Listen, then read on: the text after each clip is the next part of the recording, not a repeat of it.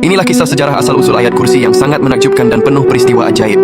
Di antara 6.000 lebih ayat Al-Quran, ada satu ayat yang berdiri di puncak keagungan. Ia bukan sekadar teks suci, melainkan sebuah pernyataan kekuasaan ilahi yang kekuatannya menggetarkan langit dan bumi. Ayat suci itu adalah bernama ayat kursi, yaitu ayat ke-255 dari surah Al-Baqarah. Ayat kursi adalah ayat Madaniyah. Artinya ia diturunkan di Madinah, kota yang menjadi pusat peradaban awal Islam setelah peristiwa hijrah Nabi Muhammad SAW. Nabi menerima wahyu ini pada suatu malam hari dalam kondisi normal sebagai bagian dari proses turunnya Al-Quran secara bertahap. Momen turunnya ayat ini penuh dengan suasana dramatis.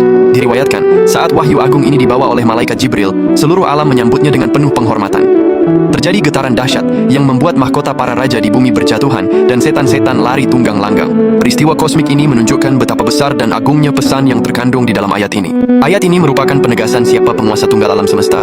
Keajaiban ayat kursi sering dikaitkan dengan perlindungan dari gangguan termasuk dari setan. Sebuah kisah terkenal datang dari sahabat Abu Hurairah radhiyallahu anha. Dahulu beliau ditugaskan menjaga gudang zakat.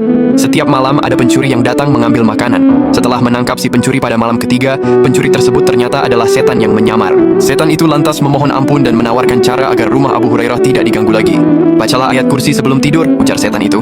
Maka Allah akan mengutus malaikat menjagamu dan tidak ada setan yang berani mendekatimu sampai pagi.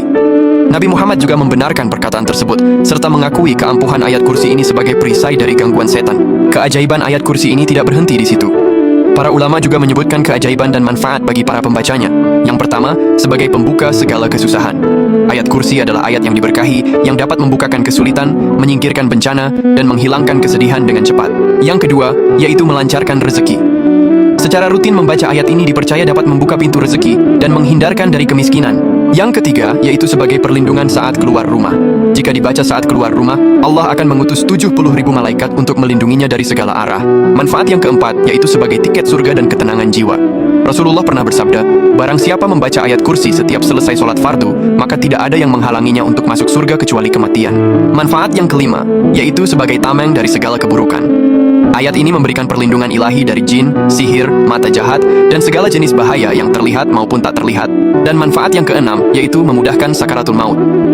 Membaca rutin ayat ini juga dipercaya memudahkan proses sakaratul maut atau saat pencabutan nyawa. Jadi, ayat kursi adalah sumber ketenangan jiwa dan keamanan fisik. Mengamalkannya berarti menyerahkan diri sepenuhnya kepada Sang Penguasa Tunggal yang tidak pernah tidur dan tidak pernah lelah mengurus makhluknya. Ya Allah, semoga Engkau melindungi kami semua dari segala macam keburukan, bencana, dan kesulitan hidup. Amin.